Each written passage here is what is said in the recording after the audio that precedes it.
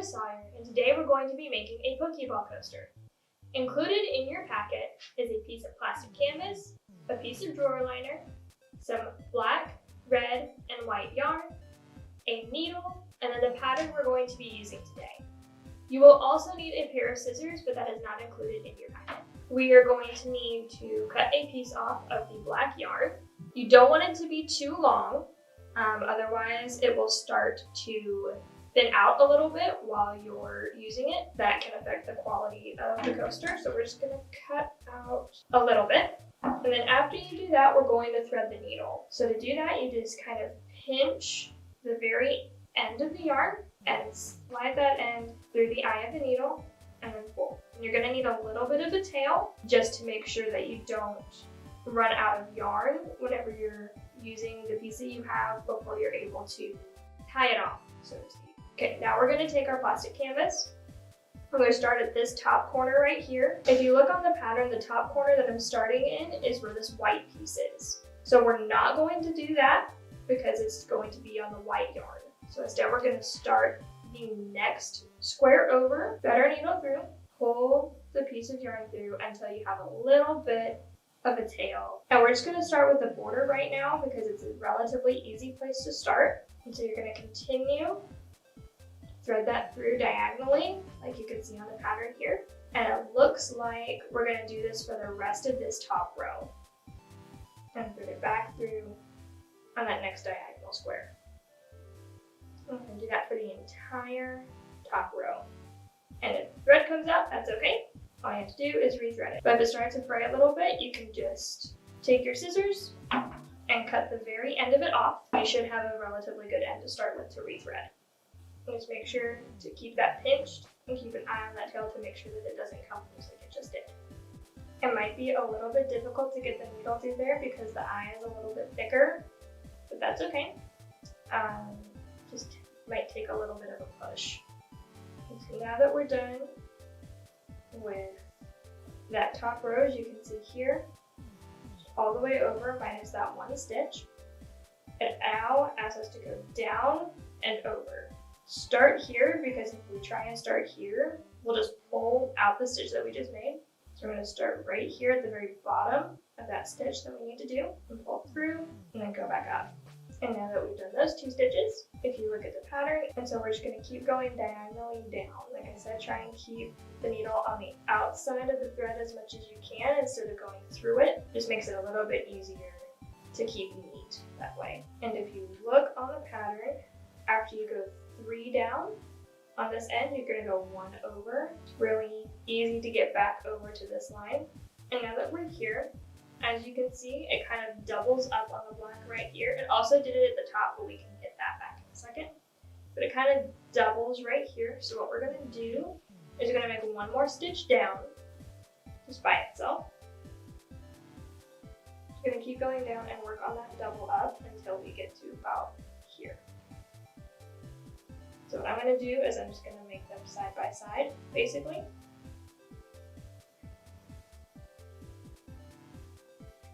Keep doing that all the way down. If it gets caught on any corners, like if this gets caught right here or something like that, all you have to do is just lift it up over that corner and then continue your stitches.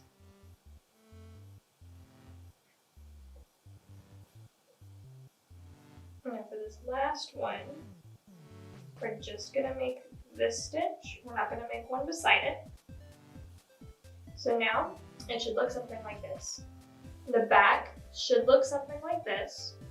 If it looks a little bit messier, don't worry about it.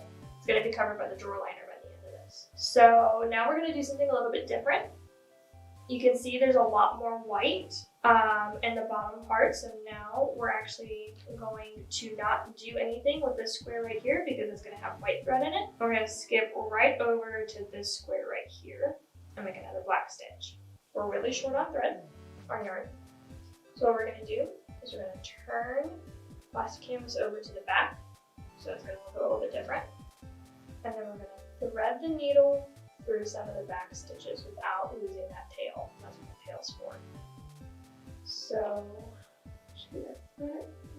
I try to get it through at least 2 stitches in the back, just so it's got some hold. Just thread it through like that. If the tail comes out, that's okay. Just like that.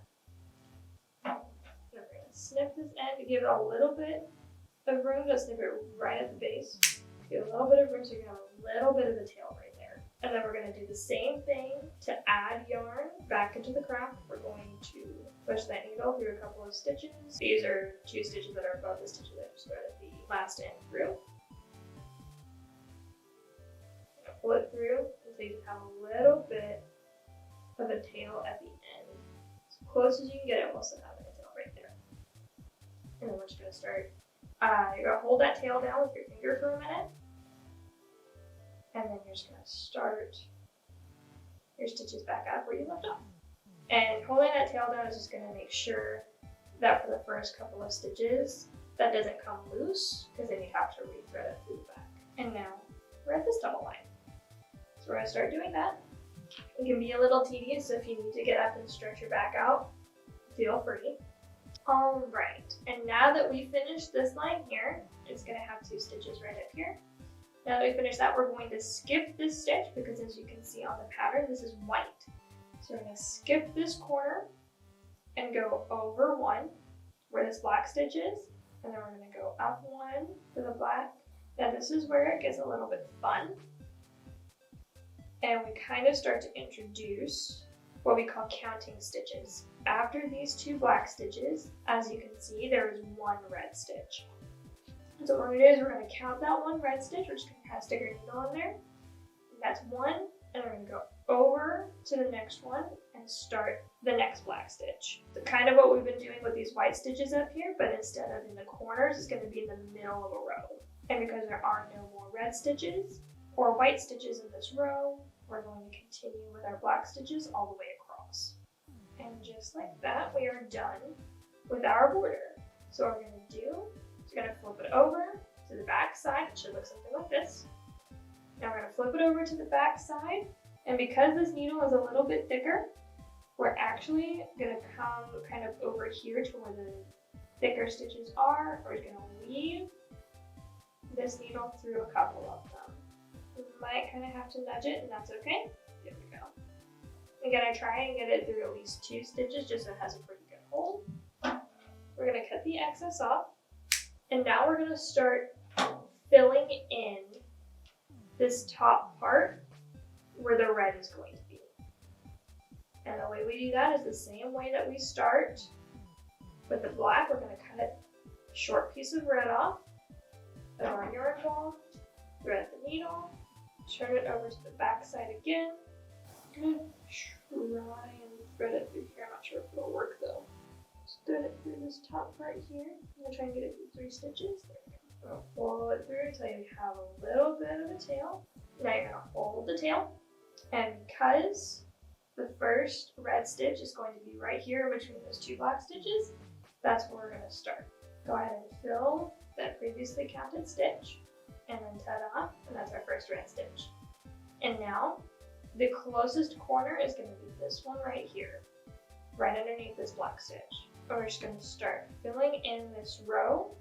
As you can see, there are several just red rows, and so we're going to start doing those and just filling those in. All right, and now the straight red row should look something like this. We're going to start counting our stitches because we have some black in the middle here and some white in the middle here. And our next row is going to have some black stitches in the middle.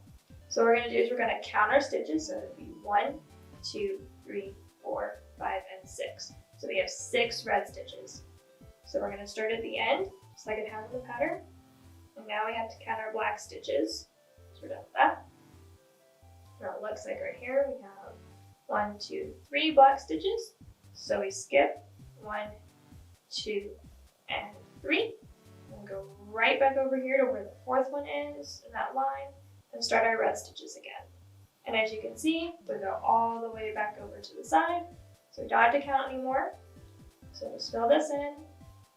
And because this is the end on the red part, we're going to thread the extra red through the back like we've done on the border. And then we're going to cut off the excess and leave a little tail on the back. Now this next part is a little bit easy. because whenever you're filling in the black, you're just gonna go over to where the red stops, go up and do 3 black stitches, and then come back down to where the red starts again and go over. You're gonna do the same thing, just go over until that black stops, go down 3 stitches, and then go back up and then over. Shouldn't be too difficult to count. You're gonna have 6 stitches in the middle. It's not going to look like enough room for 6 stitches, but that's okay. They're all gonna blend together. And then after that, everything else that we have on this pattern is just white stitches.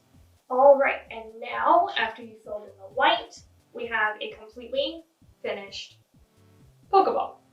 So the only thing left to do, and you don't have to do this, but it is recommended, is attach the drawer liner.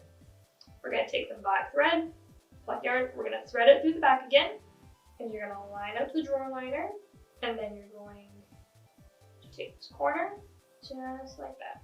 It's going to probably get caught at first, and that's okay. Just lift the drawer liner up, or lift the Pokeball up. Get this part underneath the drawer liner. Should look something like that. And then you're going to go around, and then it kind of covers this top part right here. And when you're done with the entirety of the drawer liner, you're going to create a bubble in the very back, and you're just going to kind of lift it up a little bit after your last stitch. And then do your best to thread it through at least 1 stitch. So you'll kind of go through here, just do your best, get that needle through, and then you'll cut the excess tail off right here whenever you're completely done attaching the drawer liner all the way around the Pokeball. And then you have a Pokeball coaster. Thank you so much for joining us today. Please make sure to like and subscribe to our channel for future programming videos.